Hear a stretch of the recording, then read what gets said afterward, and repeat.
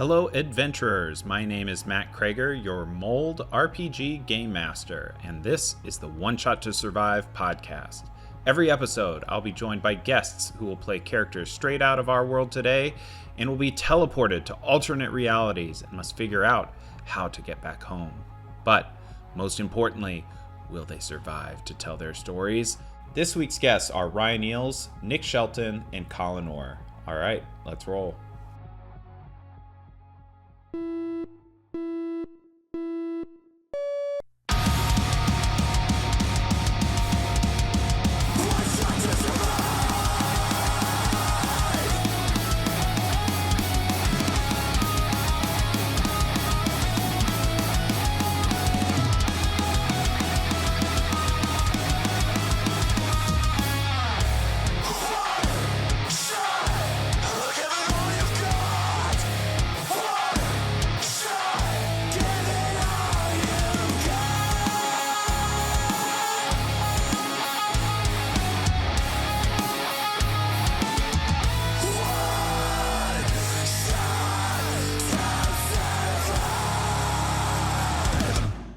All right, welcome to another episode of the One Shot to Survive podcast. This is going to be an awesome one because I'm joined by Nick, Ryan, and Colin. And we were just talking about Disney, so I'm expecting Ryan for your character to be a Disney character. But if not, that's okay. Oh, that's you're okay. going to be disappointed. Very un-Disney. Very un-Disney. Okay. Well, let's jump right in. Yeah. Ryan, why don't we start with you? What character are you playing this week? Yeah, so I'm Ryan. My character's name, his name is Salvatore Stone. He is he's 55 years old. He's a retired hitman. He calls himself a contract man. He's a very good hitman, but he has one major issue, which led to his early retirement. He tends to faint at the sight of blood, which is a problem in that industry. So I guess on the flip side, his skills are he has a lot of strength because he's got to kill in non-bloody ways. He's very good at crafting poisons because those don't usually cause a lot of blood, and he's good at lockpicking because he's always working on contracts. He's got to sneak around and find his targets. So we've had a lot of retired characters so far in our show. This may be the best one yet of a hitman who faints at the sight of blood. All right. Did he have like a code name or anything, or just Salvatore Stone was enough? Well, some people have called him a certain nickname, which he does not allow to be spoken in presence generally, but some people call him Sleepy Sal. Sleepy Sal. Yeah, for his little quick naps when he passes out. All right. So we got Sleepy Sal. Nick, who are you going to be playing this week? Yeah, I'm Nick. I'm going to be playing Franz Jim. I was a really fat guy. This is based on me and a fake comedian combined into two. So I was a really fat guy who kind of got in shape. I'm also a failed comedian who lives in his car. And as a result of living in my car the last couple of years, I really love like tight, compact spaces. So you show me a good supply closet and I might take up timeshare there. I'm really good at lifting things because I work out now and opening jars like, pickles, olives, whatever you got.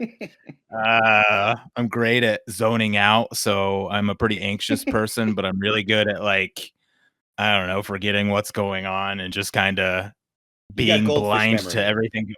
Yeah, something like that. And then I'm pretty good at just saying a bunch of nonsense in circles until people get tired and leave me alone or just forget why we're there in the first place.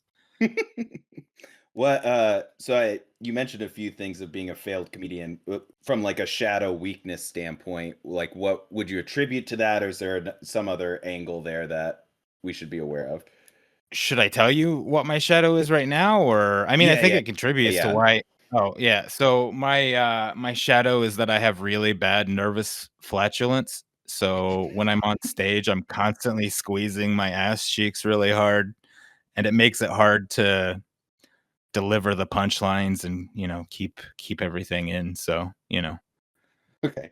I hear some sound effects coming in the final version. Yeah. Oh yeah.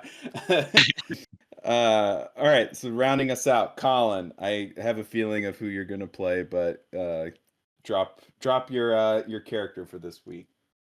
I'm dropping like it's hot. I'm playing myself. All right. Hey. So as it is for skills, I am doing 2 that you guys already know, which is photography, because I just love that style, and amateur woodworker. But the new one is barista. So I spent 6 waiting for years of that my one. life. Yeah, I spent 6 years of my life working for a major coffee company. Everybody knows its name, but it is what I did. But my shadow is that I'm impulsive. So that's the new one this week, is that I'm Well, kind of impulsive. impulsive. So Sleepy Sal, Franz, Jim, Colin Orr. As you know, before we jump into the one-shot universe where we'll be playing our story, which we'll be rolling up for here in a little bit, we need to get you all in the same place in our world first. What's a scene or what's a situation that the three of you may find yourselves in? I kind of feel like Salvatore needs some coffee. I don't know. they have great bathrooms there. Clean, nice, compact. You didn't name the place you worked. I assume it's Folgers, right? Yeah. We're gonna pick up the scene with the three of you entering into a Folgers. What would this be? Like a pop-up store or something? No. Like a Been the pop-up biggest name in cafe? coffee for like It's 50 a- years. it's- Like, come on. I know, but like Everyone a brick and mortar location for Folgers, where there is It's a concept shop, so they're trying to move into like nighttime coffee. yeah, it's nighttime. The best part of staying up is Folgers in your cup. Yeah, Folgers After Dark is what it's called. And we have a very green barista who doesn't know how he got this job. And while the three of you are waiting inside, he tries to look at the handwriting on the cup and goes, Sleepy Salvatore? Got a Sleepy Salvatore here. It just says Sal. I don't know where you got the sleepy from. It says Sal. That's what I told. I'm so sorry. It's I put triple whipped cream just like you asked. Thank you. I appreciate that. Oh jeez, he starts fumbling around, not knowing what to do, and like he's in this Hey, place all by himself. Calvin, get to the back. Get to the back, Calvin. I'm sorry, Mr. Stone. I'm sorry, Mr. Stone. Here's your drink. Thank you very much. I appreciate that. Who are you? You don't work here, man. Well, I should. That's what I gotta say to you, Buggo. You hand Calvin your resume. Yeah. I'm here to show you that I got the stuff. You sure are impulsive, Colin, but I like it. Yes, sir. And he runs off to the back. Nick, what's Franz Jim doing in here? I'm just wondering if you guys have any free samples or coffee you're planning on throwing away or anything. Some stuff people didn't pick up. Hey, don't what's worry, going I on? got you. They haven't technically given me the job yet, but I'll give you some samples. Folgers, you know what? That's in your cup this time. Here you go. Colin, you got to know what I'm about to ask. You're about to hand some hot coffee. Yes. Give me our first roll of the night to see if you don't fumble this just spectacularly. Give me a physical roll. I got a 16 on my 15, so like We cleared it. We cleared it. Effortless. Okay. All right. It's at this point that Calvin comes from the back carrying like, what do you want me to do with all these knives, sir? And he trips and falls and spills knives everywhere. I'm going to roll a d20. If it's below a 10, he's going to cut himself. He rolled a 6, so he cut himself. Oh, God! There's blood squirting out of his fingers. Oh, jeez. Yeah, Salvatore, I'm going to need you to make, with disadvantage, let's call it a mental roll to see if you stay upright in this moment. Looking good. Ooh, I did it. 17 of 15. Oh, wow. All right. So the Folgers, the whipped cream. Could have used this years ago.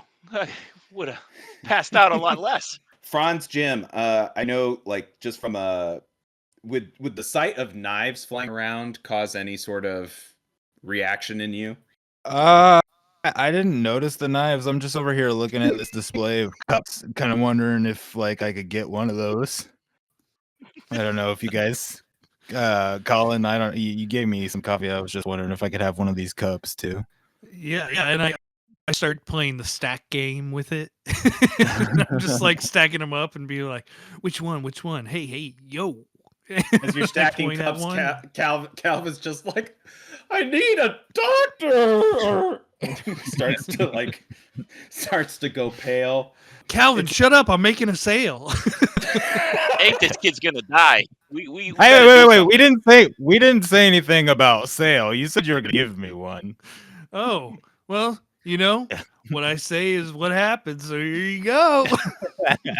I like this guy. He makes stuff happen. I don't even know if he works. I like here. this guy too. It's at this point that so you guys seem to be, you have a great rapport, which is unlike our other games.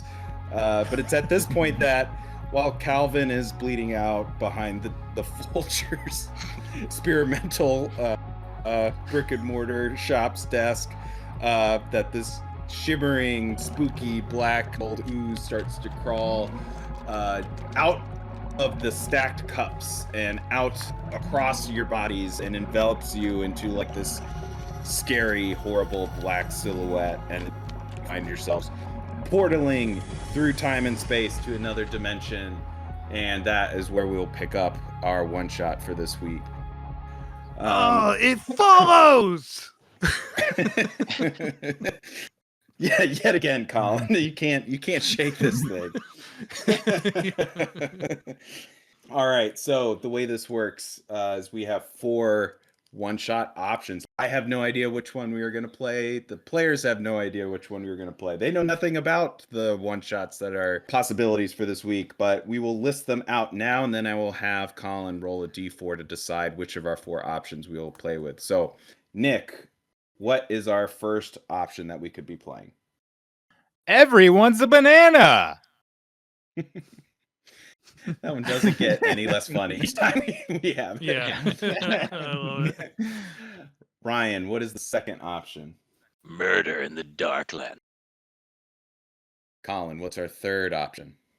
Dragon's first taco. And our fourth option, the newest since our last episode, is the Serial Killer Files. All right, Colin, give us a d4 roll. All right, here we go. Oh, we got number 2, Murder in the Darklands. Oh, shit. Okay. This is the most complicated one, so I got to be on my game, guys. Oh, shit. All right. Murder in the Darklands. There's been a murder. Chief Wormwee is sending detectives out to the Crescent Roll Inn, nestled in the perpetual night of the Darklands, to investigate the killing of wealthy industrialist Oliver Shade.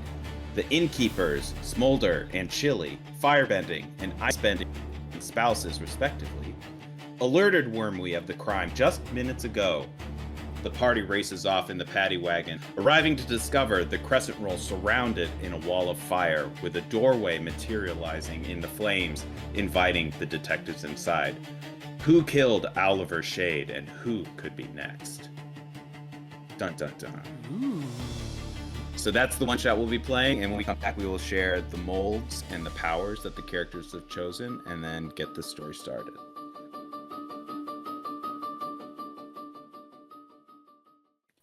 All right. So, what I failed to mention before we split off to pick the molds and everything else is that in the Darklands, everybody is a woodland creature, which is going to very much play into this story. So, what I would love for each of you to do is share not only which mold you chose, but also what woodland creature form will your once human characters from our world now be taking. So Ryan, again, I'll start with you. Salvatore Stone. He appears to have been turned into a raccoon, and he's a survivor. Makes sense. Nick, Franz Jim. What's he showing up as? Yeah, I became this. I got these big teeth. I became kind of like a sexy beaver. So, oh yeah, and I'm an investigator. So I haven't heard that species before. Sexy beaver. That's good to know. Good clarification. There's a joint in Secaucus with that name that I used to frequent. I'm They're definitely sexy gonna need beaver. to like put a different like rating for this episode now, Ryan. Thanks. Oh, sorry. All right, so we've got a raccoon, a sexy beaver. Colin, what are you showing up as? and just a very impulsive squirrel as an officer. We've got a zoning out investigator, we've got an impulsive squirrel officer, and we've got a detective who's afraid of blood, who also happens to be a raccoon. All right, so you guys find yourselves rematerializing. The black mold that had covered your body starts to dissipate, and you find yourself standing at this magical doorway that's leading or that's carved out of this 10-foot tall wall of fire that's blazing all around you, and you see ahead through this portal the entrance to just a standard like wooden tavern, but as you look down you notice you're not wearing the clothes that you were wearing. You're not in the Folgers anymore. That said, were any of you holding a cup of coffee? You were, right? I was. I would. You all are still holding your cups of coffee for somehow. But you, as you look at your hand, paws of various sizes, depending on your character. This is going to be your first stress test because now you're both animals and like surrounded by fire. So everybody give me a mental roll and let me know if you succeed or fail. I failed. Failed. I got a 19, so I passed. But Do any of you that failed want to use some of your luck to succeed? This would move you instead of a stress state, be confident. I don't know how I could possibly be confident with a wall of fire, and I'm a beaver now, so I will be stressed out. I don't think I can justify that. It would use up too much luck, I think. So, Franz Jim, sexy beaver, you would say you're pretty nervous right now? Yeah. Whoa! What smell? The cop squirrel did it. That was the cop. I smelled it, so maybe I dealt it. I don't know. You did. Nick, I'm gonna need just sorry, we just got to play into this for your nervous. Give me just a luck roll. If it's a 10 or below, something bad's gonna happen. Like I'm gonna crap myself. It's a 12. I'm okay. Okay. All right. You would have had like a flamethrower situation if you had failed that one. All right. So you guys, not another one. Not again. So this is when in this world, as you portal in, you've managed to get your bearings. You have the sense memory of the version of yourselves in this alternate dimension. You all are detectives. You're here to solve a murder, the murder of Oliver Stone. Not Oliver Stone. That's isn't that a director, Oliver Stone? Yeah. Yeah, you're here to solve the murder of Oliver Shade. That's it. There we go. At the entrance to inn, you see one of them is holding the door open. It's a little bit more like reddish fur. You can infer that this is Smolder of the two, and he, detectives, come in. We gathered everybody here for your investigation. Don't worry, nobody's left. Nobody's left the premises. Just, we hope to resolve this as quickly as possible. It's been a long night already. Well, thank you. Very good, very good, very good. You done your job, and I'm like shaking the bear's hands as like quickly as possible, and just being like, yeah, thank you. Give me. You're basically on the. Are you jumping up, or you're just kind of strolling in on the ground? He's bending way over to shake your hand. Yeah, I'd be jumping up and trying to get it. Okay, all right, yeah, very professional. Please come in. The crescent roll. This is, as I mentioned, just sort of a standard D&D tavern. The first floor is the actual tavern, like drinks, food establishment part of it. And you can see like around the room, there's like a second floor, third floor that goes upstairs, presumably where the rooms are for the inn aspect of this place. And you can see everybody is gathered in the tavern. They're all like let me just kind of describe the scene, and then I'll cut to them introducing everybody. But here's who you see in this in the tavern area. Again, Boulder is the fiery bear. Chili is sort of a more bluish hue bear that is behind the counter.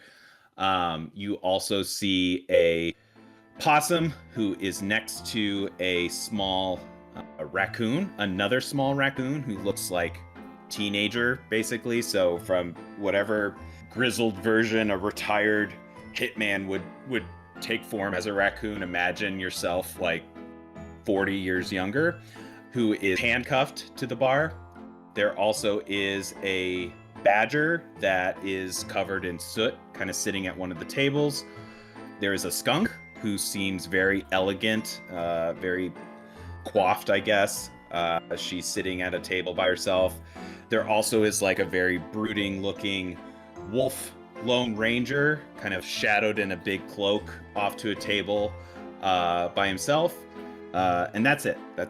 Those are the characters you see here. And Smolder goes, detectives, if you'd like to come upstairs, I can show you the body if you'd like. Is the body bleeding? Yes. Is that a problem? Unfortunately, yes, sir. The body is bleeding. It could be a problem. Does it smell bad? You're asking a lot of questions that concern me about your ability to actually solve this crime that is just dreadful. Are you able to stomach this, detective? I will put my paws over my eyes. Don't question the people I bring. Don't question them. I can fan the smells with my beaver tail. Yeah, we know that. Says Chili from afar. Like we're animals. We get it. Like I would assume you would be doing that. All right, just get up there. And Smolder, make sure you show them the other guy. Yeah. There's another. Just come with me. So he guides you upstairs, and to the room where Oliver is. You pass like within this tavern. It's very, very high ceilings. There's a lot of like just general light here. So in the darkness that was outside, that is ever present here in this area, this is a very warm atmosphere here. You pass by the bar top where Chili was, this crescent-shaped, kind of moon-shaped bar top. You head upstairs to the levels that are elevated above that overlook down into the tavern area. And Smolder takes you up to Oliver's room. This is on the second floor, and opens the door where you see this kind of snootily dressed Oliver Shade. As I mentioned, he's a kind of industrialist character, and he just is mauled to death on the ground, just scratches, entirely torn apart, basically, on the floor of this second floor room. Oh, jeez. I can't It's look. like a massacre. There's blood. There's smells. Like, how about you guys give me a mental, like, kind of constitution?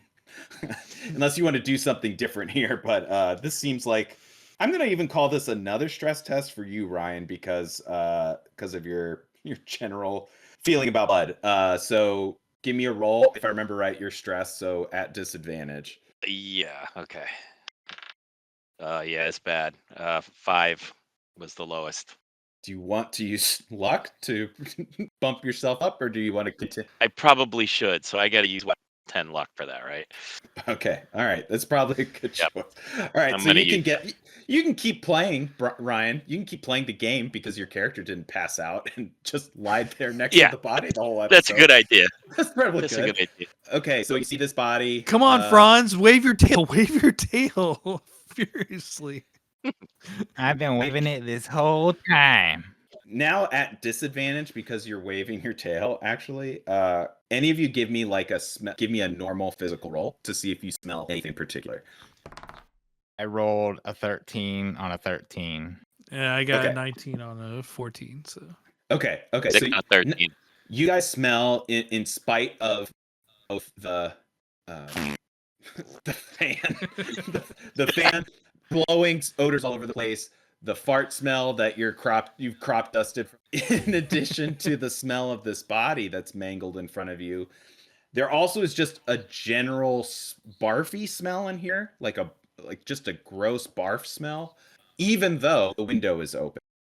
So you feel like kind of the breeze, and you can see outside into the bright full moonlight that's out there. But that's what you smell, in addition to what's here. What kind of animal makes claw marks like that? And what kind of bear talks like that? That blue one. Are you insulting my spouse, sir? And he like steps up to you, and he's like quadruple your.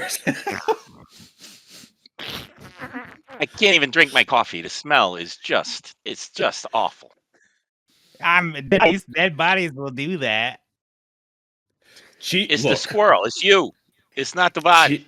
Chief Wormwee assured me he was sending me the best to solve this murder, and all I have are farting, insult comic detectives standing in this room, just not doing any police work. Are you going to do anything about this? If any sort of animal, it's your job to figure out who could have left these marks. Whoa, Smolder, calm it down.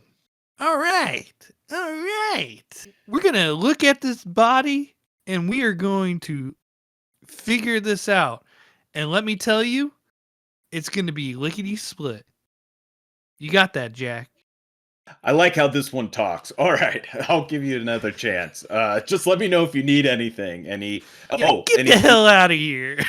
he starts to go towards the door and goes, and let me know if you want to talk to the other guy that we found kind of beaten up. He's still breathing and alive, but we put him in another room down the hall. So just when you're ready, I can point you in that direction. Yeah, give us a minute. And the moment he shuts the door, I just turn and go, what the fuck? I mean, I just wanted some free samples of coffee. Like, now I'm a beaver and there's a dead something. This is the first time any character in the show has like acknowledged the just pure insanity of their transformations. So, Nick, I like your commitment to the character. I think it's awesome. We're all still holding coffee cups in our tiny little paws. Do any of you guys know how to solve a murder? No. Okay. I have something that I can do that I'm very good at. Is there a trash can around? Because I'm very good at going through trash cans. Hey, there we go. There is a trash can. Yeah. I am going to investigate the trash can and not look at the dead body that's been torn apart in the middle of the floor. Or smell beaver farts. You don't need to even do a roll for this. Trash can's just been tipped over and is spilled out all over the floor. There isn't anything of like consequence necessarily, just like general like debris of somebody who is in a hotel room or an inn. However, your detective instincts could kick in here. Give me like a mental roll to like investigate the scene and what you're looking at on the floor. Oh, missed it by 1. You want to take one more luck. This would I think I'm gonna. Yep. that'd probably be good. All right. So you 15. see there's a fancy woman's diamond ring on the floor. There are scratch marks all over the floor, presumably by whatever attacked Oliver the owl. There's the claw marks seem to be coming from like a smaller creature. They're not like humongous like a bear's or anything like that. You can tell they more so mimic the three of you in terms of the size of what might have created it. Ooh.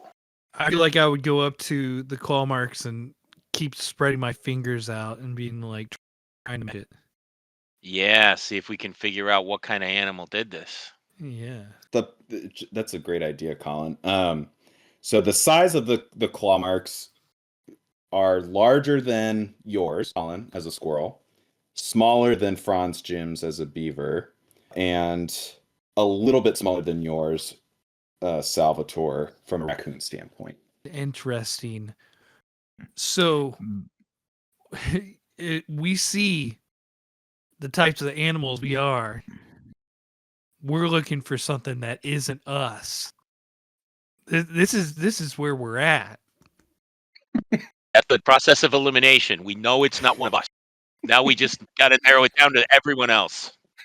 Have any of you been here before? No. Handle contracts everywhere. Your Probably your sense memory as woodland creatures would also remind you that no, you have not been here before. You work at a police station that is in the city, basically, so in a place that isn't shrouded in perpetual night, and this is the first time you've been here. That said, given your smell skills earlier, you also hear some like rustling downstairs. You hear Chili, who you assaulted earlier, Nick. She goes, "What's taking them so long up there?" And you also catch the faint whiff of a smell that is similar to the like horrific barf smell that you caught a second ago. It like as you get closer to the door, as if you're going out into the hallway, like it gets stronger actually. You can kind of connect the dots to like this barf stain that's all over Oliver's tattered shirt, but it also seems to be even more potent if you were to go outside and back out into the hallway. Guys, we got to follow this smell. Do any of you know what owl barf smells like? Is this Oliver's barf or somebody else's? Franz Jim, give me a mental roll to see if you know what owl barf smells like compared to other barf. I succeeded with a 10 on an 8, even with my disadvantage, and I can tell you that this is not owl barf, because owl barf smells like rat guts, and this does not smell like rat guts to me. You are 100% right. It is not owl barf. No. You actually know because you succeeded. You can tell that it is the barf of a rabbit. Rabbit barf. Bunny barf. It's like the cutest little barf I've ever seen. Maybe we should analyze what's in the barf. Maybe that'll give us a clue. You know, guys, there's other rooms and other people that you could talk to. Like, I don't want to do your job for you, but you don't have to stay in the same room. Chili! We're gonna get to it, Chili! Jeez! Did they talk back to you, dear? Did they talk back to you again? You hear just like the loudest, most intense stomping of feet climbing the stairs. The door rips open and you see Smolder standing there. Thank God you're here, Smolder. We need to go to the other What? room. Oh, yes, sir. Okay, right this way, detective. I'm so sorry.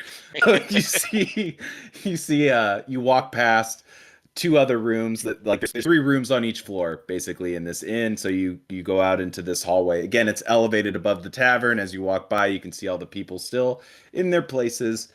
Down below at the tables I mentioned earlier, all the animal characters you could talk to at any point if you wanted.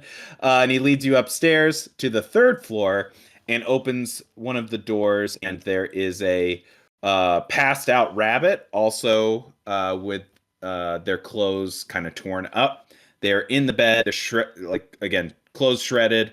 They're covered in blood and feathers. Oh, gee. The smell that you were the smell from below has like the intensity clearly found its origin point here. There's both blood, feathers, and barf mixed in to the clothes of this rabbit.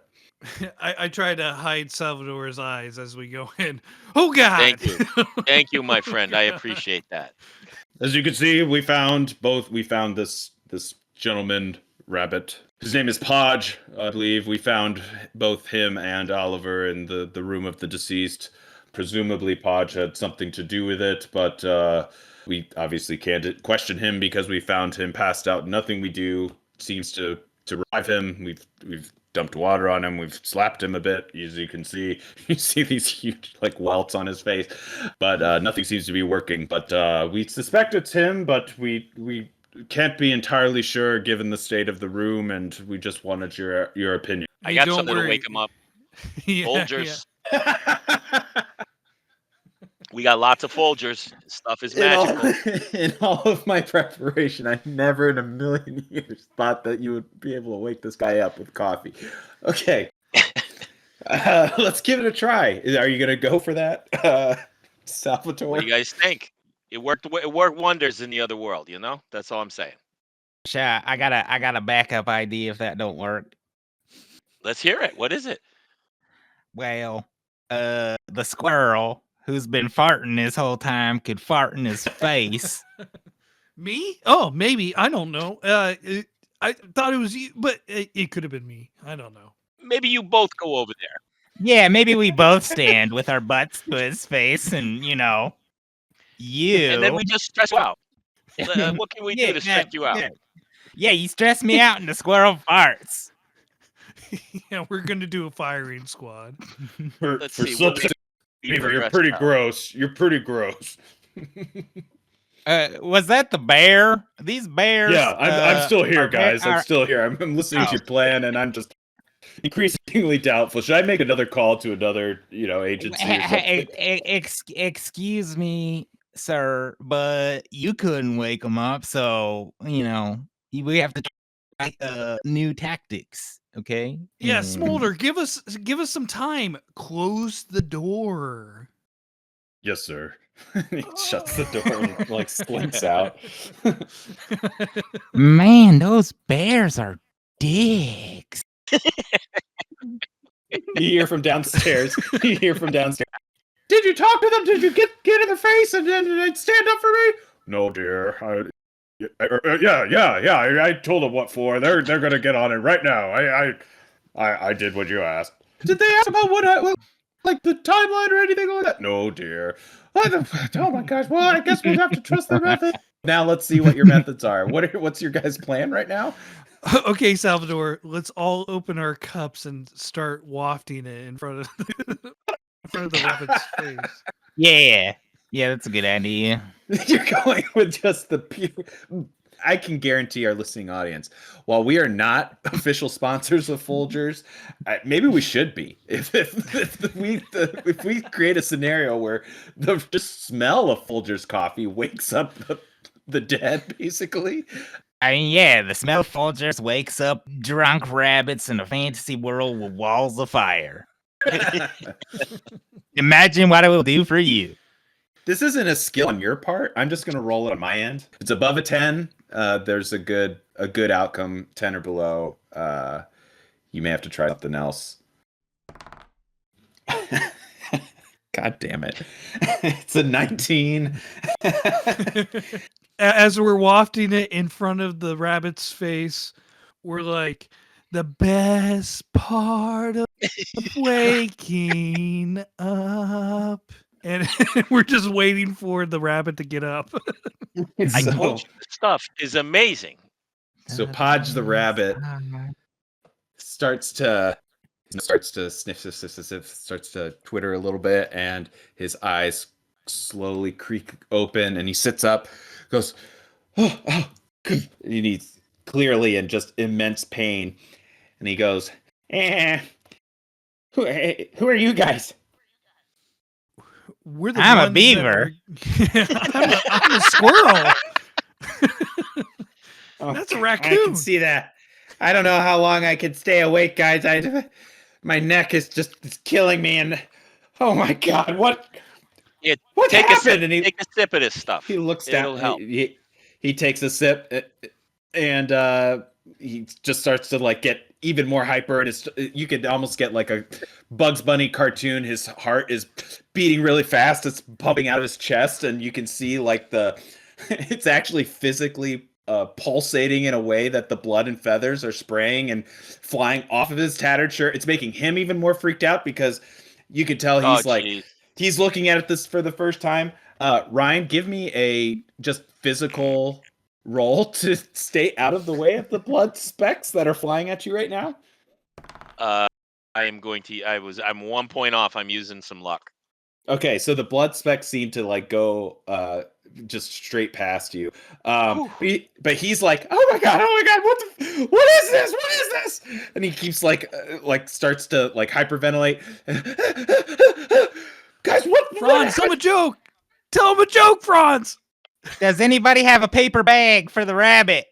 It's a good idea. It does work. Drink less coffee, rabbit. You are that you got feathers on you. What you tell us what happened? We just got here. Settle down. What in the hell's room to talk about the game? I don't know what happened after that. He just blacked out, and oh my god, my neck hurts so much. And then he passes out again. Time for Plan B. Beaver fart. Yeah, the squirrel fart. You mean? What, you got sage fright? Let's go. You were dropping them like it was nothing a few minutes ago. What's wrong? Give me a second. I do get stage fright. All right, it's part of my problem. Okay, here we go. I had some protein bars earlier. You're gonna need to roll just an exceptional physical roll right now, Franz, Jim. It's gonna be like a intense roll to succeed. So whatever your mental or whatever your physical number is, add 5 to it, and that is now the number you need to meet or beat for this to wake up Podge the rabbit. Ooh, it was close, but I failed with a 15 out of 18 on the intense roll. But I'm feeling lucky. So that fart. Oh, damn protein bars and coffee's just gotten some sort of insane mixture. I'm gonna use 3 of my luck and wake that rabbit from the dead. I cannot tell you how much I showed you guys briefly how much text I've written about all the other rooms and all the other characters you could talk to, with the assumption that Podge would just be asleep in this fucking bed. And not only did Folgers wake him up, but your rancid sexy beaver fart now like so Podge screams awake again. He's still hyperventilating and now like, oh my god, what is going on? Who killed the owl? Who killed the owl? Who killed the owl? How should I know who killed the owl? What is that? You're telling me? I just went up to get my money back from that cheat. What money? What cheat? You have a lot of investigating to do for detectives. Oh my god! And his heart just starts like slamming even more. God, it smells. I'm gonna roll. He rolled a 9, so he's gonna barf the disgusting barf all over you guys again. Nick, does that make Franz Jim even more nervous, or? I've been barfed on many a times. It comes with the trade. Okay, guys, I don't know. He starts to get woozy again. And he keeps rubbing his neck, and it's like I don't know what the heck's going on. I just woke up in this bed, and I don't know what to say other than I'm sorry. I'm sorry for getting drunk for the 100th time. And Jesus, let me live. Oh God. And he's about to pass out. You're gonna have like one action here before I'm not gonna let you wake this guy up again. We need to figure out what they were doing. He said the owl cheated. We got to go find out what was going on. Oh man, we Yes. gotta talk to that room full of animals. Oh, I hate those bears. Do we have to talk to the bears again? I guess get them. I mean, they're better. They're better than rabbit. They're spending a lot of time in a room with a guy that's asleep. I don't hear. So asleep. Oh, okay. I mean, he's covered in feathers, and there's a dead guy that has feathers. I think it makes sense. Do you hear that, dear? They're talking back to me from all the way in the 3rd floor, and I can still hear them. That's how loud they're talking about. Yes, dear. And you start to hear thump, thump, thump, and he goes up to the 2nd floor, and you can hear Smolder now clomping his way up to the 3rd floor. What do you guys want to do? I'm waiting for him to open the door. I'm going into the closet. Smolder, thank God you're here. Okay, look, this is what needs to happen right now. Franz needs to talk to that skunk girl because you know what? Something's gonna happen. Oh my God! This damn squirrel, I'm telling you. Is that closet talking? Where's the beaver? I'm in the closet. The closet's not talking. I am. Is the rabbit awake? And you see Podge just, and then he falls back over now, asleep for what? Unless you get some miraculous nat 20 or something, I don't think you're gonna get this rabbit up again. Hey, guess what? Miracles happen, and we brought that rabbit up as many times as we could. So let's go. We got to talk to a lot of freaking animals that are down below in this tavern. Smolder, lead the way. And then I turn to the others, and I look at them, and I'm like, what are we doing? I begrudgingly come out of the closet and follow them. I just wanted some coffee, man. I'm a beaver. What do you guys know? Unclear at this point. I don't know how many clues you've even collected, let alone have retained that I've shared at this point. But Smolder leads. It is very clear that some smaller animal was there that had paws about the size of a raccoon's. The rabbit is too stupid, drunk, and covered in feathers and vomit to have done anything productive. So we should talk to smaller animals and figure out something with paws the size of the hitman. Whoa. They were smaller than my paws, and I'm a contract man. Let's just follow this damn bear and talk to some people. Not people, animals. Well, I don't know why you're saying it that way, but I won't question your methods. You did get the rabbit awake. I don't know what information you got, but people, animal, whatever you say, officer. Are you talking, Smolder? Are you talking? You gotta show us the people that we gotta talk to. Come on, Smolder. Do your job. Yeah, who do you think did it? Who do you think did it, Smolder? I turned to the others. What is happening? Who am I? Smolder, you and your wife seem to think you're such good detectives. Why don't you give us your theory on the whole thing? You know these people better than us. Are they asking for a theory? Yes, dear. I've got one. Well, let's hear it. Chili, come on. Blue bear. You hear this badger that's kind of leaning against, again, the badger that was kind of had black ash all over him. Looks like he works in a mine or something. He goes yeah, let him know your theory there, Chili. They seem to need the help.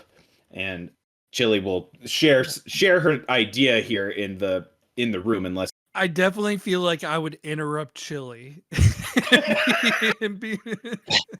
Chili goes, Thank you, Jareth. I made up your bed for you if you're interested, but stay up here in case they have any questions. But here's my theory. I think. Oh my God. Well, what do you think, detective? And she like growls at you, this tiny squirrel that wandered in carrying a little coffee.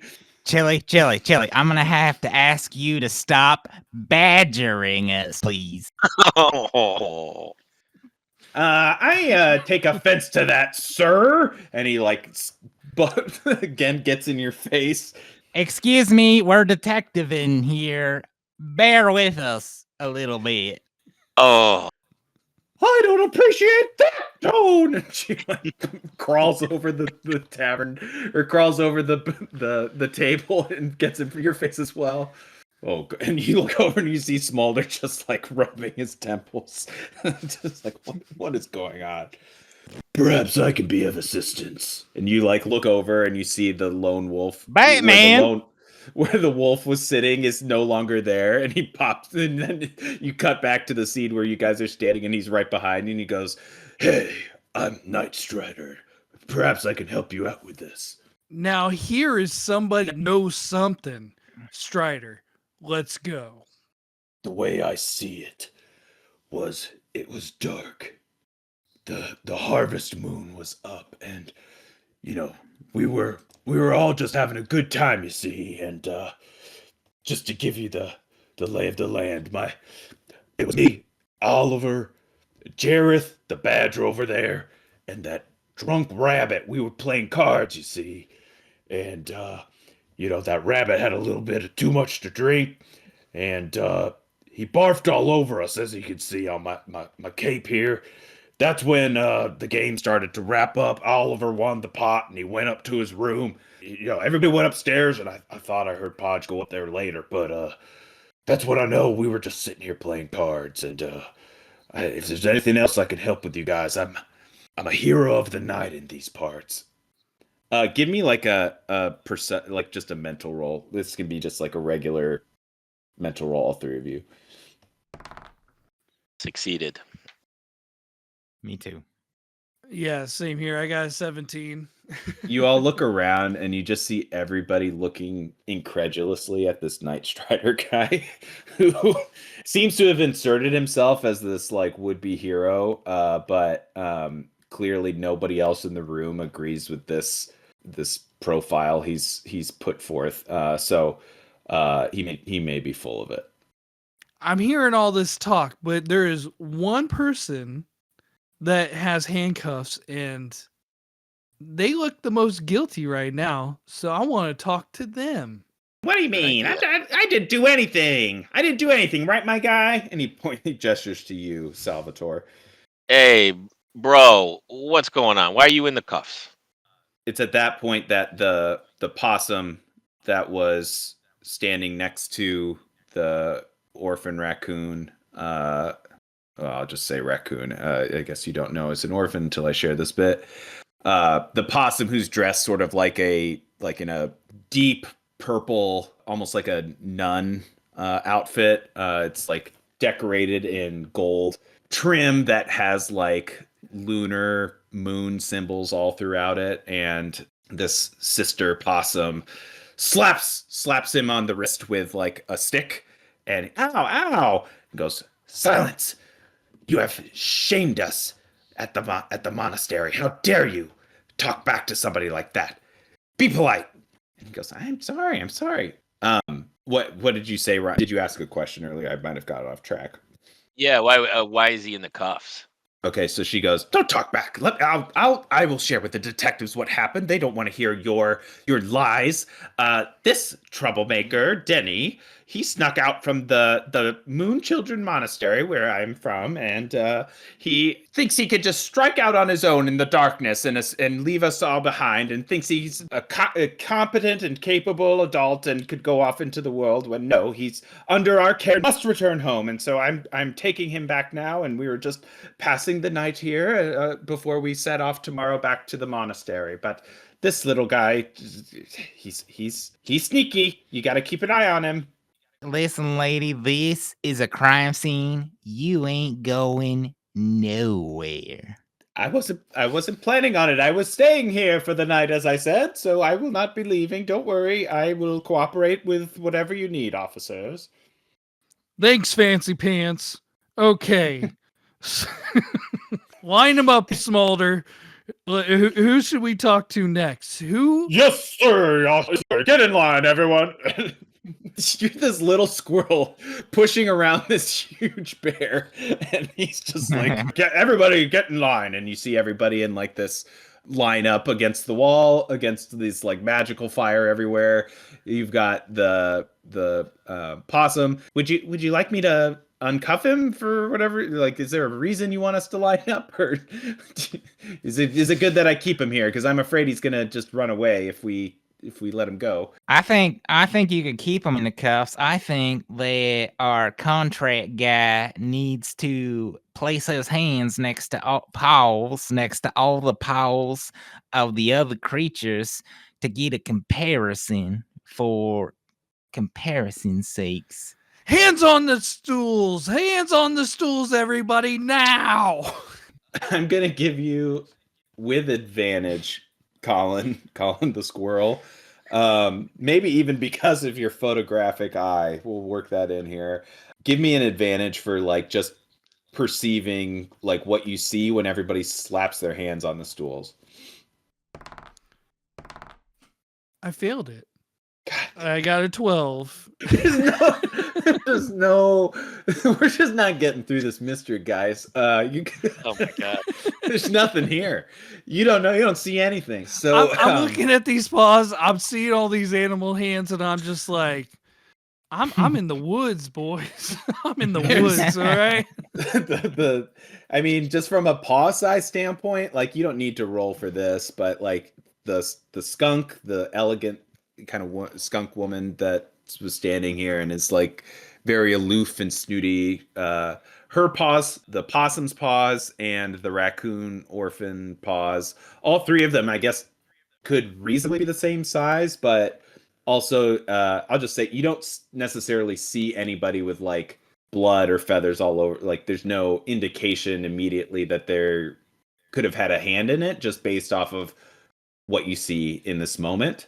That said, the skunk, she kind of like more quickly than everybody else pulls her hands back and like kind of puts them like kind of close to her body in almost like a reflex recoil after like the beat has passed, where you're having asked everybody to do this. Now I don't know if you're trying to get them to just like hands where you see them and leave them there, but this is what she does in that moment. Nice. I want to turn to Franz and do a bunch of hand signals. Just do hand signals and just like point. Yeah, man. I don't know squirrel sign language. I just thought, she stinks, you stink, you could stink together. Yeah, well, There's something going on with that skunk. You're remember that? So wait, hold on, Colin, you're trying to like set him up right now. I did not get that at all. You're just like, you're two stinky people.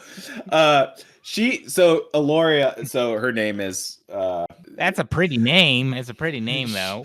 You could, let's just say you see it on like her handbag or something. It's embroidered onto it, but she can pick up on your hand signals or whatever you're saying out loud, Colin. And she's like, "How dare you? I do not smell." And she like smacks you with her like humongous skunk tail. And she goes, "That is the most insulting thing I've ever heard." No, baby. He meant it in a good way. You smell good. bad, but good. By the way, where'd you get that handbag? That's a nice handbag for a skunk like you. What are you doing in a place like this all by yourself? You officers are the most rude people I've ever heard to assume that a skunk could not be a woman of means. How dare you?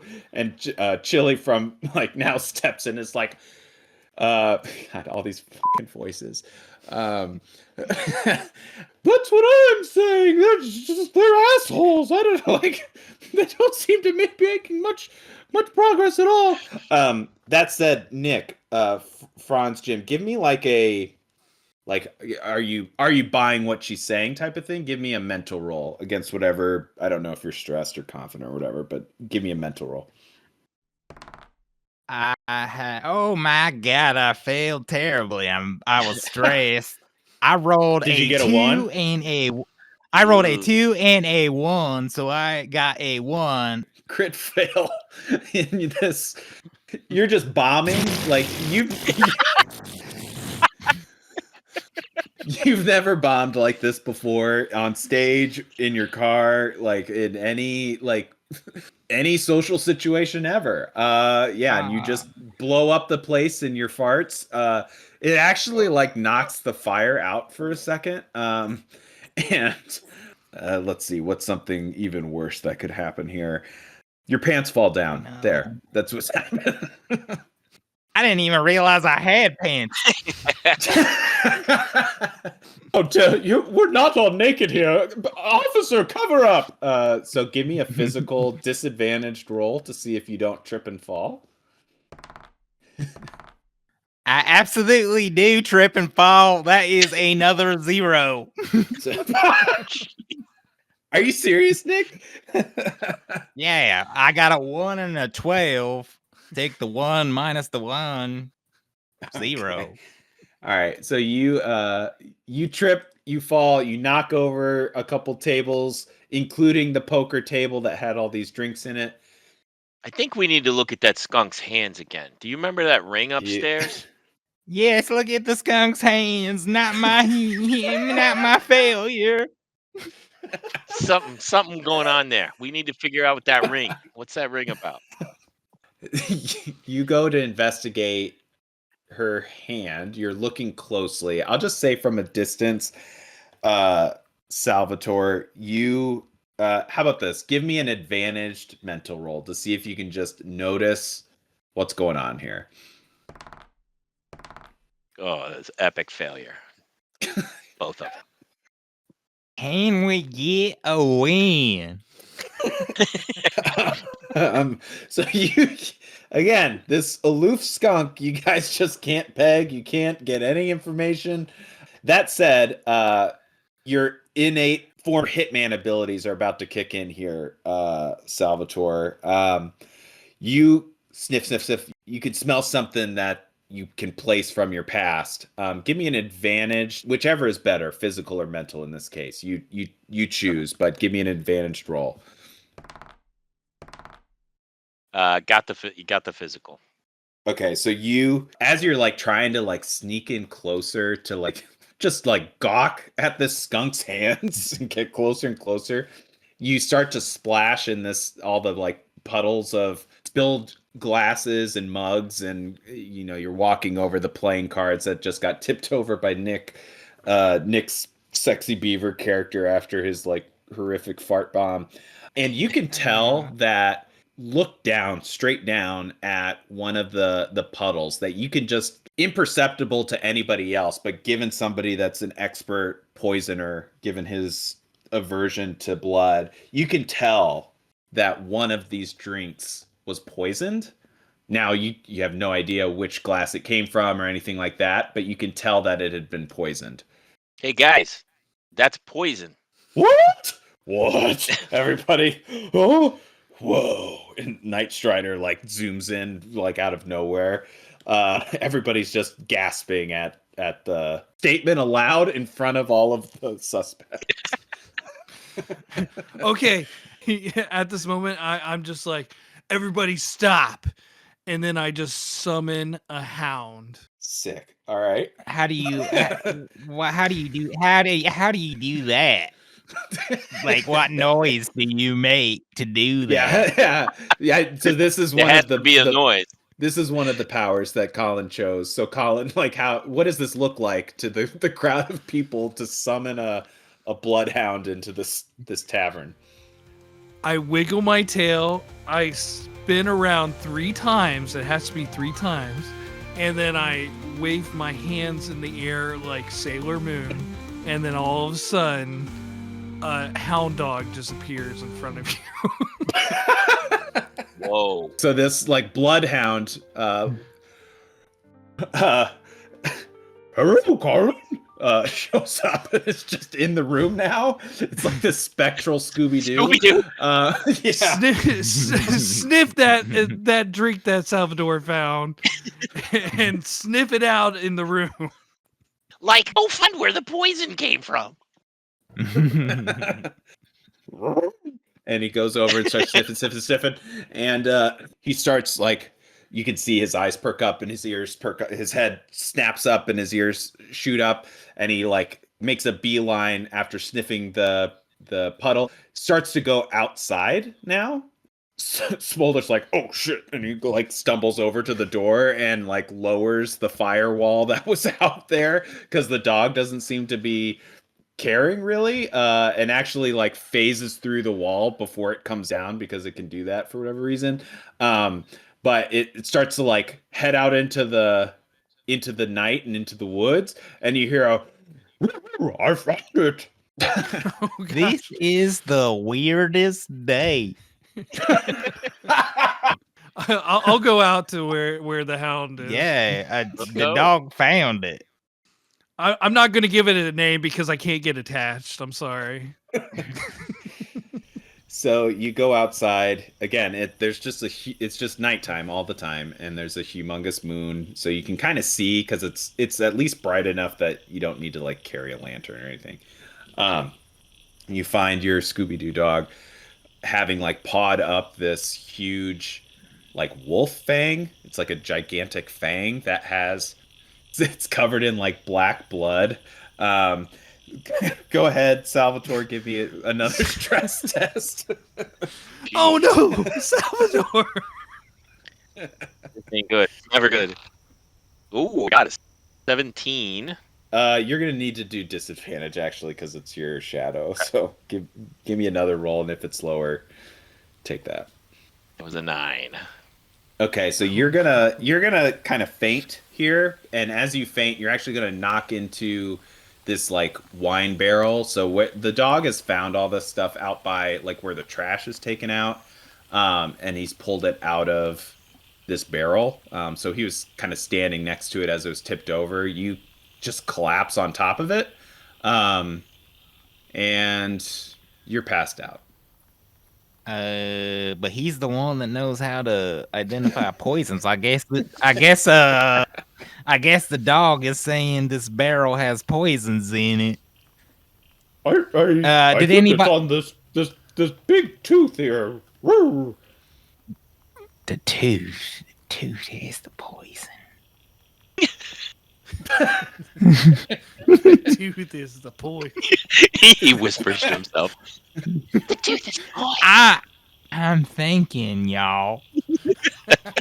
Should I do your jobs for you? It's a wolf tooth. Is somebody gonna wake that guy up? Is he okay? Woo. Yeah, I take the last cup of Folgers and I waft it in front of Salvatore. As we know, it's basically an automatic success Thank you. because the smell of Folgers is just that great. Folgers. It wakes you up, baby. It wakes you up. So you found this bloodied fang. It clearly has like a poison connection to what you found in the puddles of drinks that you inspected inadvertently. Should probably go back in. All right, so you guys go back in. You find the bears are sort of like tapping their toes, waiting by the door, and they're like, I just hold my hand in front of their face as I walk past. I don't even want to look at them. You like climb up their legs like a Dear, circle dear, around them dear. real fast. You could see Chili just like so pissed off, snaps at Smolder like with this just the iciest glare she could possibly give. Be like, when I tell our son about this, and he's just like, dear, let them cook. And you can see in this room that like some of the characters have left. They're not here anymore. It's like that you just left the room and nobody like is maintaining it necessarily. The possum's gone, the skunk's gone. and you just hear a like woo, like from upstairs, like kind of like you can hear it from the second floor. It sounds like it's coming from the second floor. Smolder, go. Yes, sir. And he like tears through, like slamming things across. He stiff arms Night Strider, who's still downstairs, who like, oh, and he climbs up the stairs. He slams open the Oliver room and sees that nothing's changed. He goes to the next room. He slams it open and goes, "Oh my God, detectives, get up here!" And I start eyeing the wolf, and I give him the eyes, and I'm like, I'm looking at you, bub. And then I walk upstairs. Okay, so when you get up there, you see Smolder's like, "This is our room. Oh my God, ugh, detectives, you don't want to look out the window. It's too gruesome." I Let's look. look out the. Yeah. We gotta What look the out that hell? window. I think you we guys seen, should work. we've seen a lot of gruesome stuff tonight. So who's looking? Who's looking? I'm Me. looking. Okay, I think we all are. Probably a good move, Salvatore, given your track record here, especially from a height. Yeah. So you guys peek out the window. You can see, like, skewered on a tree branch are the skunk woman, whose name I guess you did know. We said it was in the handbag. Aloria is like skewered on this branch, and also lying on the ground dead is the nun that you talked to from downstairs, the possum. And they're both just lying there on the ground. There seems to have been like a scuffle in the room, like the bed is kind of kicked up, and like some things are kind of knocked, not to the same degree as in the Oliver room, but they're like shuffled out of place, and you can see the curtains are kind of torn as if somebody was trying to hold on to it as they fell out the window. Well, now I'm just confused. We got more crimes that we gotta solve. Detectives, Detective Colin, I have to trust your methods, but it seems to be getting worse. I feel like I heard your wife make a noise from up here, and now we got 2 more dead animals. On my life, little sexy beaver. I know my wife's screams directed usually at me from anywhere, and I can tell you with 100% certainty that yell you heard earlier was not her. I assure you, it had to have been one of these ladies here that have unfortunately passed on. Yeah, you would know.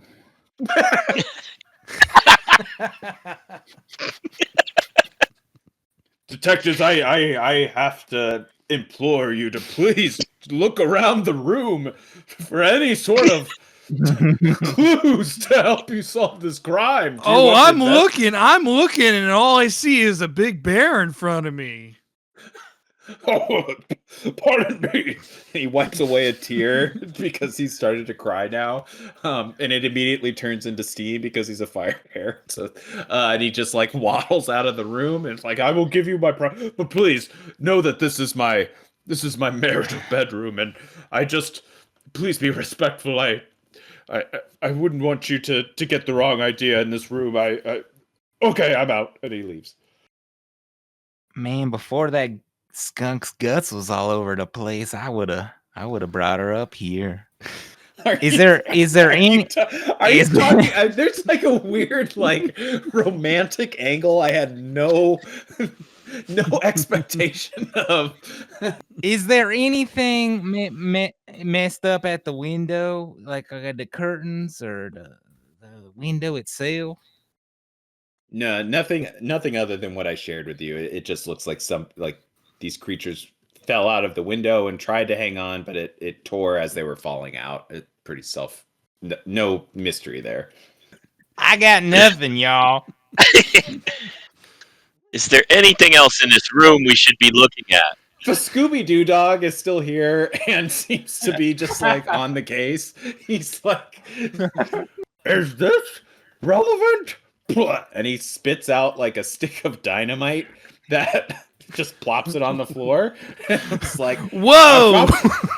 it was under the big bed, the hard bed. It's at this point that you can tell there are two beds in here. One is larger than the other. So anything else under the beds that we can see?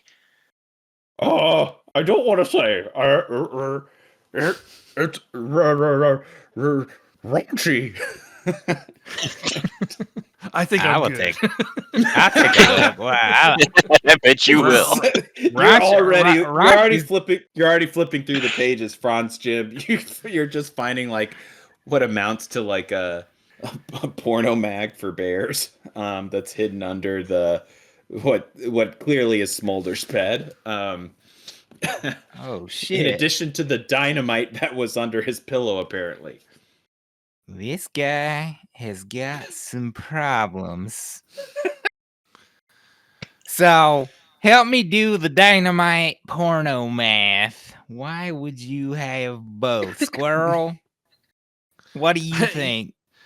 I say we arrest the both of them, and they said that they had a kid, so I say let's wrap that kid into it also. I think it's all three of them. I think it's all three of the bears. You see on a dresser in the room, there's a photo. There wouldn't be photographs in this world. Well, yeah, sure there is. There's a sepia toned photo of Smolder and Chili and what looks like a baby bear standing with them, and it sounds like you're Are there bowls of porridge in there? You'd have to investigate the rest of the tavern there, Salvatore, but I think you're catching on. It sounds like, Colin, you're implicating the bears pretty quickly. I'd be looking for a little girl who found a murder weapon that was just right. How do I keep you guys moving here? We're still hours away from solving this, aren't we? Yeah, I promised you guys a 2-hour thing. This is unsolvable. The perfect crime. You give us hot skunks, barf bunnies. What did I expect? You know. You hear from upstairs, so you're on the second floor. You hear from upstairs like kind of a ruckus and another shout for you all to like move on to the next clue location. You hear Night Strider, "What are you doing in here?" And you hear like a rustling going on upstairs in one of the rooms. Run towards it. Yeah. Impulsive. Okay. You see as you approach the room and it's already opened. So you can tell like this is the one you need to go into. It's Night Strider's room. There's like a lot of expensive luggage inside. You see like displayed across his bed are a bunch of like homemade wolf gadgets that presumably would go on a utility belt that he has. And the barf smell from before is also present here, given what you heard earlier about he was one of the players from the poker game that got thrown up on by Podge the rabbit. But inside you see Night Strider like holding up little Denny the raccoon, who seems to have escaped the handcuffs downstairs. All right, you caught me. But I saw somebody sneaking outside the window. I don't know who it was, but I saw somebody climbing out of that window back there and up onto the roof, and I don't know where they went, but I swear, guys, I just was looking around. I promise I didn't take anything. What do you think, detectives? I think this guy's full of shit, and I eat shit for breakfast. Gross. I mean, where's my stuff? And he gets in Denny's face, and it's like this seems to not be going anywhere. But I'd like for the wolf to say, "Where is she?" in his voice. where is she? Where's Yeah, your keep it. caretaker? Where's the nun who's supposed to be watching over you? You're her ward. Where is she? I don't know what happened. I did, and you guys all like do the like Looney Tunes like pulling your collar because you just saw her dead outside. Oh. We were kind of scoping out wolf guy as he was raging out, and did we notice anything weird about his mouth, like perhaps missing fangs or anything like that? Give me a mental roll, Franz Jim. Oh, I succeeded with a 17. Yeah, so you can tell that not only does Night Strider's all of his teeth seem to be intact, they're also like immaculate, almost to the point of being like, dude, you're cleaning these to a ridiculous degree. Also, like you vaguely remember the size of the fang that you found outside, and it is much too large to fit in, at least in Night Strider's mouth. So it clearly did not come from him. Okay, never mind then. I don't know, guys. Look. I just turn me in. Give me back to Sister Von Brightside. I don't care. Just give her back to me. I push my hand into his face and just go towards the window. I'm just gonna scuttle up to the roof. And we should cover his eyes as we climb up there in case he looks down. So you're gonna take him with Daredevil you. style. You're gonna take everybody with you up to the roof. Yeah, but look up the whole time, everybody. Don't worry, I'll cover his eyes. And he like he follows you out onto the roof, Night Strider. Your Scooby-Doo dog is like, "Rah! It's been an honor," and he phases out because his time's up as a supporting character in this episode. What a good dog. What a good dog. You scamper up onto the roof. I wish I would have given you a name, but I'm so glad I didn't. Oh, man. You can see, as you climb up, you can see that there are footprints that lead from the window of the Smolder and Chili's room, and they go up onto the roof. And they weirdly kind of crawl past where you came from, only to a different room, going into... You've now gone into two of the rooms on the third floor. They crawl into the third room up there, which Denny, the raccoon orphan at this point, would push his hands across Night Strider's hands away and be like, "Wait, this is our room. This is our... Oh my God!" Yeah, I was just curious. Do they look? What kind of feet can we tell? They look like the same kind of general size of what you saw in the other room. With the scratches? With the scratches, yeah, they're smaller, kind of like the in between squirrel to beaver raccoon size. Who were you sharing a room with? The sister Van Brightside. Oh, okay. Yeah, God bless her soul. Are you going into that room, or are you staying up here for a moment? Yeah, no looking, just jumping in. Just going. I'm yeah. in this. Just go. Okay.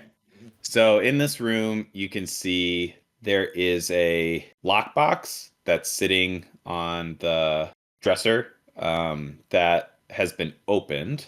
Other just sort of general paraphernalia you'd find at a monastery that you would like assume is part of the sister's luggage, just lying around as she was on her way to catch Denny as he escaped. What's in the box?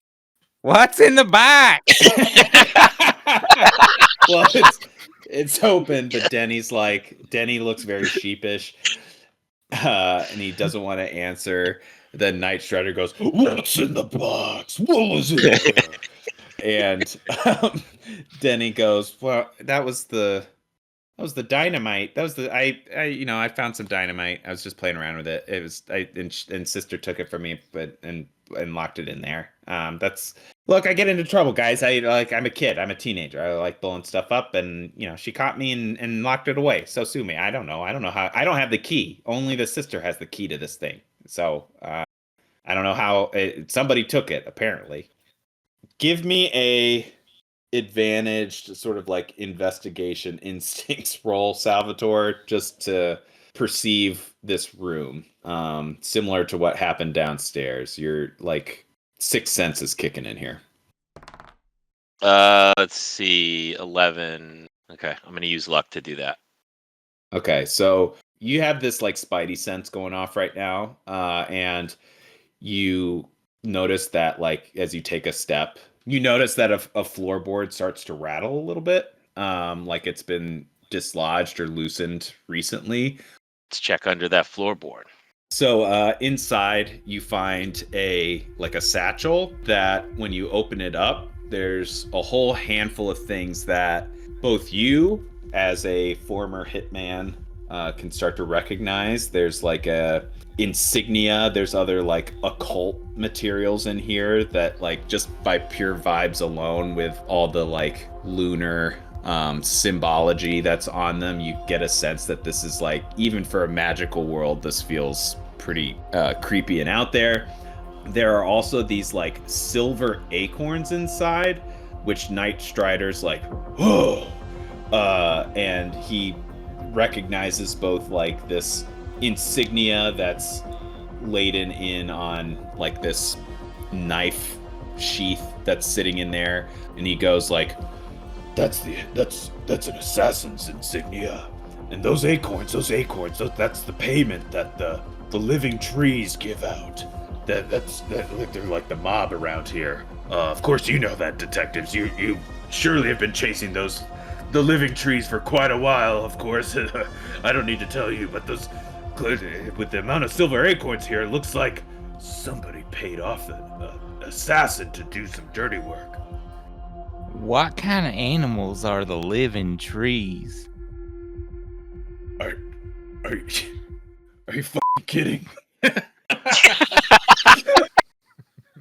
They're trees, Beaver. They're trees, man. Okay, okay. I'm new. You, in if town. anybody, I'm from a should know. different- They hate beavers more than anybody else. They've killed so many beavers. I'm surprised you have to ask. I knew you were joking. I knew you were a jokester. Yeah. I'm glad you knew. Give me just like a mental roll at this point. Oh boy. I'll use luck. I got a 7, and I'll use my luck. Okay. It's probably a good time to do it. So from your seat, Colin, you kind of peek out the window. You're kind of putting together what you've just observed here. Like, Denny doesn't seem to know anything about this lockbox. Clearly you can connect the dots between some of the like moon-based iconography and what you saw earlier with this nun who was covered in it on her cloak. So you take a peek back outside at her dead body out there just to see if you can like mentally like connect the dots again to reconfirm like, oh, is that what I saw earlier? When you look outside, you see that the skunk woman is still lying on the ground, but you do not see the possum. She is not there anymore. Okay, boys. I like, I'm Wizard the Ozzing this, and I'm thinking it's the trees. This is what I'm thinking right now. I'm thinking it's trees. At this point, the entire crescent roll starts to rumble like violently. You hear like kind of like thuds and crashes as like big boulders or something are crashing into the outside of the inn. You can kind of see the trees outside swaying a bit, not from your vantage point, but it seems to be hitting from the front, from the entrance where you originally came in, is where most of the sound and crashing is coming from. I assume you all sprint downstairs to kind of see what's going on. Franz, did you fart again? Yeah, I mean, you just keep pointing a finger or the whatever you have. or pulling the finger in this case. Hey, I'm gonna write that down. We don't really run so much as we scurry downstairs. So you all scurry downstairs, and you see as you emerge back in the main area, you see that the bears are standing by the front door. Jareth the badger, who we barely even talked about, is with them, kind of close to Chili, like rubbing her shoulders a little bit. And you all sort of regroup with them, and he's like, Smolder looks to you, Colin, and is like, "Sir, there's something outside." And as you go and look through, you see that the flames are the wall of flames are there, and silhouetted against it is Von Brightside, this nun, standing there holding the bloody dagger. And above the wall, you see these boulders flying at the tavern, and can kind of see the arm motion of a giant tree kind of chucking it at the place, and it's kind of cackling. "This Crescent Inn is going down once and for all." And it's chucking it continuously at the place.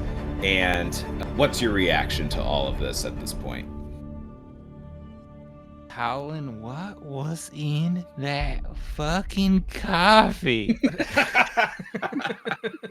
Pure caffeine, and I just jump, I yell at Smolder, "Take down the barrier!" And I just want to sprint at the nun.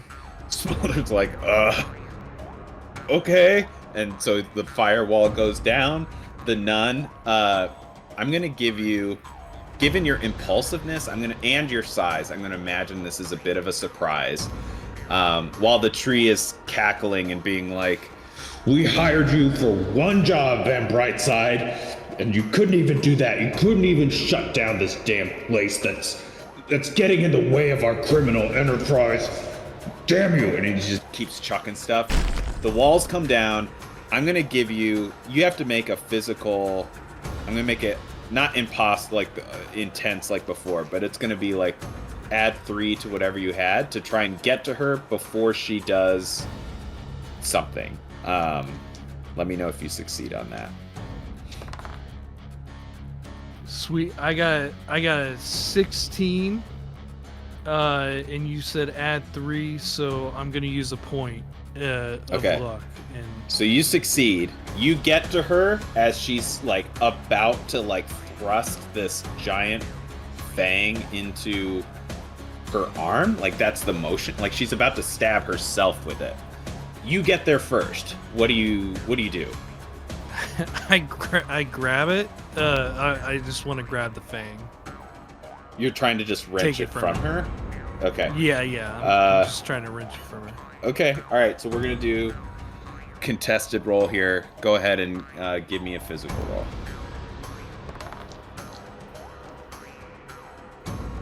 I got a 17 on that. My 14. Shit. She rolled a 16. So you successfully wrenched the fang away. What are the rest of you doing at this point? I normally don't like vegetables, but I got a hankering for some of them trees. Yeah. Go get them, Beaver. I'm gonna go start biting on them trees. So you sort of go into Super Saiyan, whatever Super Saiyan mode is for a sexy beaver, that's what this looks like. And you sort of imperceptibly instant transport from your current position and go shing, and then you're suddenly in front of this gigantic tree as it's chucking things at the tavern, and you just start eating it. You don't even need to roll for it because of your beaver form, and you're just sawing through this thing as just like a machine, essentially. Salvatore Stone, what are you doing right now? Yeah, I want to craft a fast-acting poison against the witch there, or the nun, whatever. What would this look like? What would a raccoon? I don't remember what skills you have. This could be like if this is a attack sort of thing, like you can use those Yeah. types of skills. But like Yeah. what type There's of already a poison good are poison. The stuff on the floor is good, and I can mix that with some other chemicals. Put it on my claws and scratch her. You should add Okay. some trash juice. I love me some trash juice. All right, so you scrounge up some. You just like drag your hand as you're like running through her, almost like, again, this is all very anime. You just kind of like drag your hands and talons through the trash juice as you walk by. It still has some of the like droplets of the blood from the fang over where you initially found it and where you initially passed out. You actually are picking up the blood now. As your arc is complete, you're now like not my folders. fainting at the I can sight do of it. blood. Yeah, you've hit a new form, and you've like embedded it into your claws as you run forward and slash her across the face. Give me a physical like attack roll. Oh, not good. 8. I'm 1 luck point short. I can't do it. You scratch her, but it's not going to poison her. At this, She's you've got a also nasty wrenched infection though. She's going to get an infection, yeah. And but the nun is like blood-curdling scream of, "Is this trash? Disgusting!" And she like just kind of like pushes away because you've taken everything from her, and she's like, "I don't need this." And she throws a magic poof of smoke down on the ground that's this like it's purple, and then it forms into like a swirly moon, and when it dissipates she's gone. At the exact same time, you just hear the crack of a tree falling over, and this mafia tree is just like, I loved what I did, and just falls over and dies. And the three of you kind of stand in this scene where the murderer seems to have gotten away, but you've stopped the mastermind behind it. Smolder and Chili come out from their hiding place in the tavern that they were trying to keep together, and Chili speaks first and says, "You were so right. You knew what you were doing all along. I should have just trusted your methods." Don't look under your bed. No, yeah, don't look under the beds. Don't look under the beds. And it's at that point that the black mold from before starts to like seep up from the ground and starts to crawl up all three of your bodies again, envelops you and teleports you back to, what was the original scene? Teleports you back to the Folgers experimental location, and you rematerialize back, and the first thing you hear is Calvin going, "Please call my mom. Please tell her I love her. I didn't mean to flunk out. I just thought a Folger's career would be worth it." And here's your cup, and I hand over a cup to Franz. Oh, and he passes out on the ground. I guess you got the job now.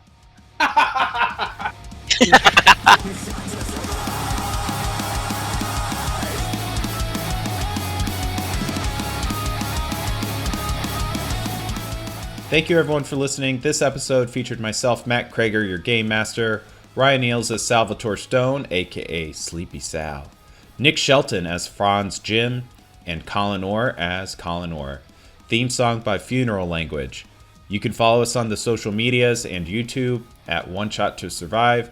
And if you enjoyed the show, maybe consider leaving a review in your podcast app or sharing with your hemophobic hitman, nervous farting, aspiring barista friends, or just anyone. You don't have to be that specific.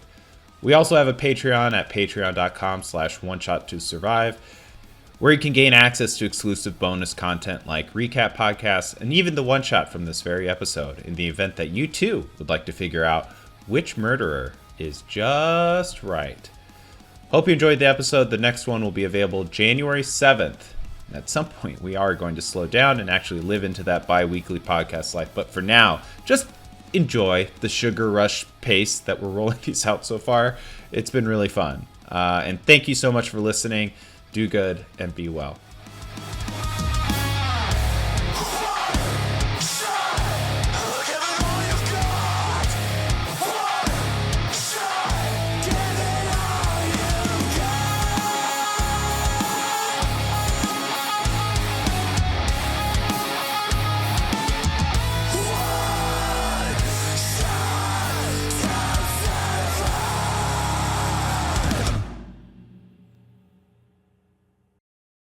I was kind of hoping for the banana because I don't think bananas bleed.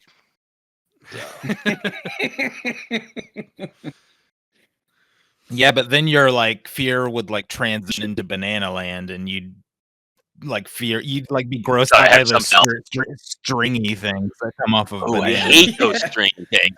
Those are the worst. Stringy Ah. things.